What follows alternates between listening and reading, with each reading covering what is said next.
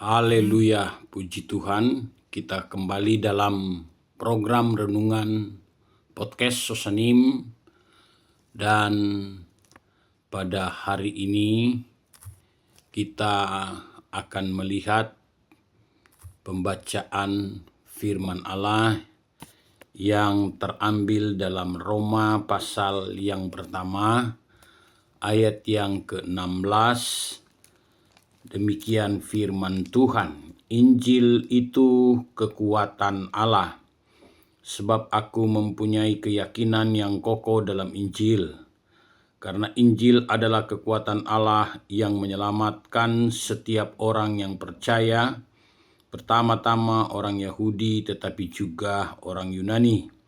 Sebab di dalamnya nyata kebenaran Allah yang bertolak dari iman dan memimpin kepada iman, seperti ada tertulis, orang benar akan hidup oleh iman. Puji Tuhan.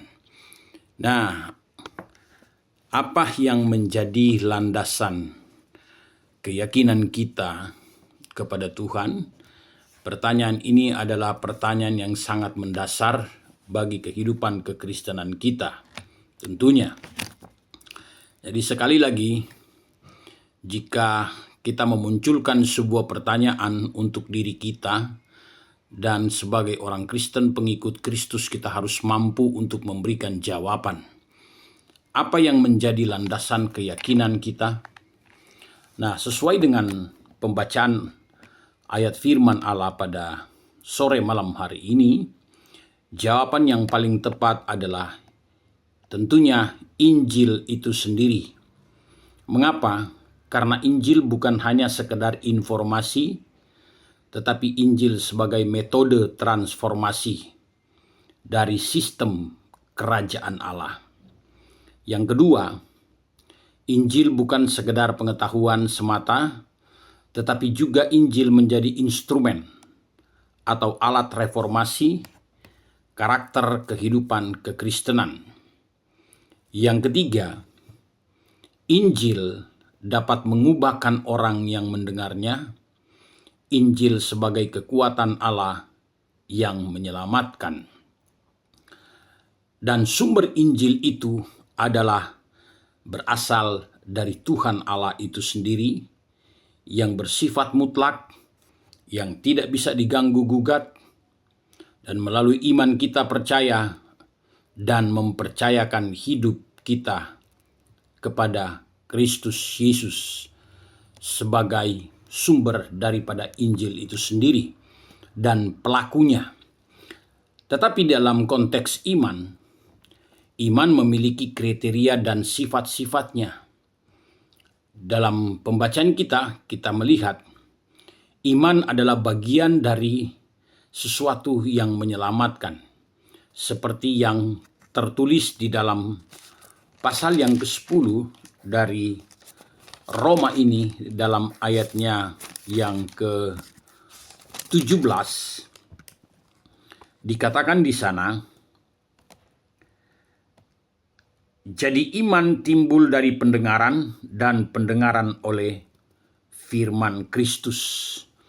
Dengan kita mendengar firman Allah, dan firman Allah itu bersumber dari Kristus itu sendiri, atau bersumber daripada Injil itu sendiri, maka iman ikut bagian di dalam proses penyelamatan saudara dan saya kepada Tuhan. Iman juga sebagai sarana untuk bersandar pada Tuhan Allah dalam Kristus Yesus. Ketika kita dimurnikan oleh Tuhan, kita membutuhkan iman. Kita diproses agar semakin percaya dan semakin bersandar kepada Tuhan. Artinya, saudara yang dikasihi Tuhan, segala sesuatu yang tidak berdasarkan iman adalah dosa. Dalam Roma pasal 14 ayat yang ke-23.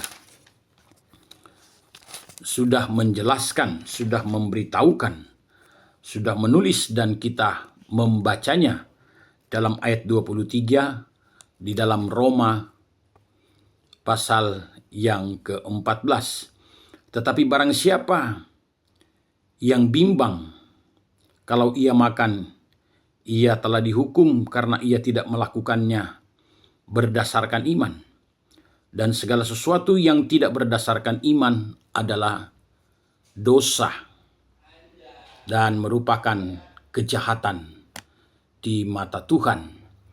Jadi setiap aktivitas keagamaan tanpa iman yang sesungguhnya di dalam Tuhan, pujian dan penyembahan tidak akan ada gunanya. Orang yang berjalan dalam iman dihindarkan dari dosa dan kejahatan. Berikut karakteristik seseorang yang tetap mempertahankan keyakinan dan kekuatan di dalam Injil adalah yang pertama, dia hidup dalam pengendalian diri. Dalam menyikapi kehidupan kita sehari-hari, tidak semua bisa sesuai dengan harapan kita. Konsep pengendalian diri menyiratkan pertempuran antara diri yang terpecah. Perintah Tuhan Yesus Kristus adalah kita harus menyangkal diri dan memikul salib setiap hari. Pengendalian diri dapat menghasilkan keinginan yang harus ditolak atau dikendalikan orang lain, pengaruh dosa dan pengaruh kuasa kegelapan. Jadi orang Kristen harus terus melatih dalam hal pengendalian diri. 1 Korintus 9 ayat 25 sampai 27. Tetapi seperti seorang petinju, aku memukul tubuhku, menganiayanya dengan kasar, mendisiplinkannya dengan kesulitan, dan menundukkannya karena takut setelah mewartakan Injil kepada orang lain dan hal-hal yang berkaitan dengannya. Aku sendiri menjadi tidak sehat, tidak berdiri. Tes tersebut tidak disetujui dan ditolak karena palsu. Intisari dari ayat ini adalah kenikmatan yang lebih tinggi adalah kuasa dan kesenangan Kristus Yesus. Lalu mari kita masuk lebih dalam lagi tentang pengendalian diri. Roh dapat menghasilkan buah. Pengendalian diri dengan mengajar kita untuk menguasai diri. Roh Kudus membantu kita mendengar janji-janji Allah lebih keras daripada ketentuan maupun tuntutan nafsu dan menolak hal-hal yang bersifat negatif.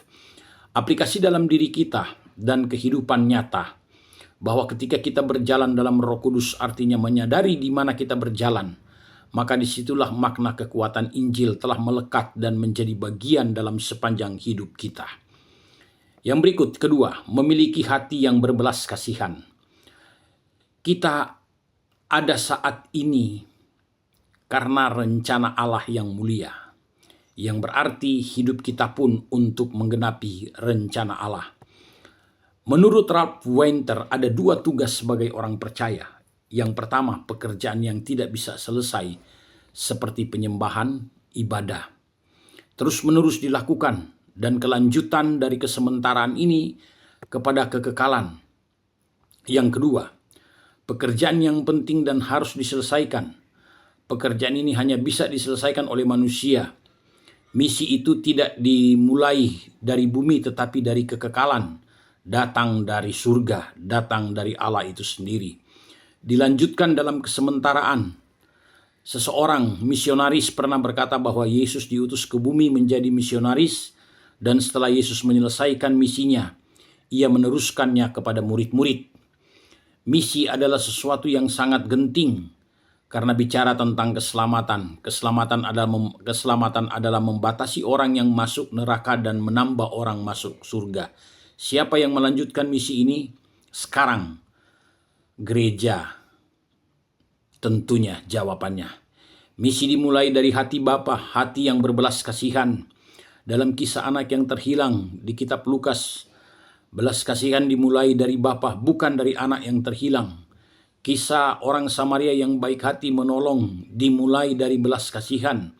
Dalam Lukas 15 ayat 20, istilah tergerak oleh belas kasihan dalam bahasa Yunani adalah splanknisomai, yang menggambarkan ke dalam emosi. Yesus meresponi penderitaan manusia. Matius 9 ayat 35-38 kita mengenal adanya simpati, yaitu melihat penderitaan orang lain, dan juga adanya empati, yaitu bukan hanya melihat tetapi saya masuk ke dalam pergumulan orang lain. Belas kasihan itu empati di mana dia masuk ke dalam penderitaan itu. Penderitaan yang dialami manusia sehingga Yesus berbelas kasihan adalah ia lelah, terganggu. Orang Yahudi dalam keadaan susah dengan tuntutan-tuntutan hukum Taurat. Yang kedua adalah terlantar. Ada kuasa yang melempar mereka ke bawah tetapi mereka tidak punya kuasa untuk melawan. Tersesat dalam jalan buntu. Pergumulan yang tidak bisa keluar dari situasi mereka.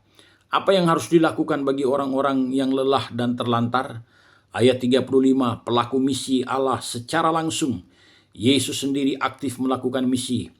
Terjun langsung ke dalam misi tersebut.